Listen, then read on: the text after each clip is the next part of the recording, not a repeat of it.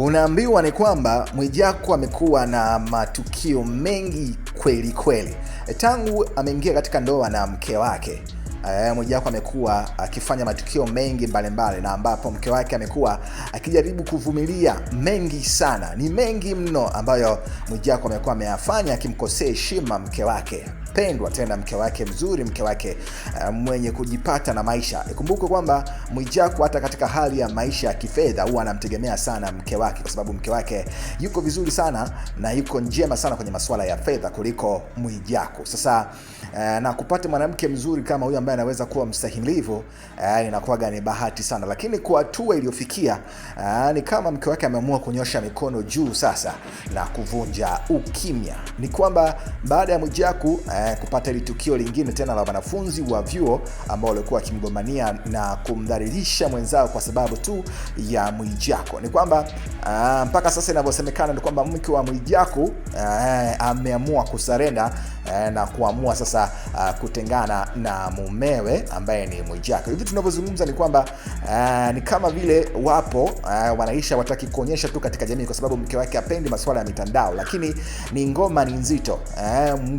Mke wa Mwijaku ni kwamba tangu Mwijaku amechukuliwa na kupelekwa polisi hajafika kituoni hapo kwa ajili ya kumtazama ama kumjulia hali Mwijaku, ingawa kwa sasa amekwisha kutolewa kwa dhamana. Lakini hata dhamana yenyewe bwana, inasemekana si mkewe alikwenda kutoa hiyo dhamana kwa Mwijaku. Ni kwa sababu tu mke wake haelezi mambo kwa kupitia mitandao kama ilivyokuwa akina Zailisa na wengine. Lakini ni kwamba mwanamke amevumilia sana, amechoka. Ukiachia tukio kubwa lilopigwaga kipindi kile ambalo lilitrendi sana la Mwijaku kuweza kutembea na Menina na video za ngono zikawa zimevuja.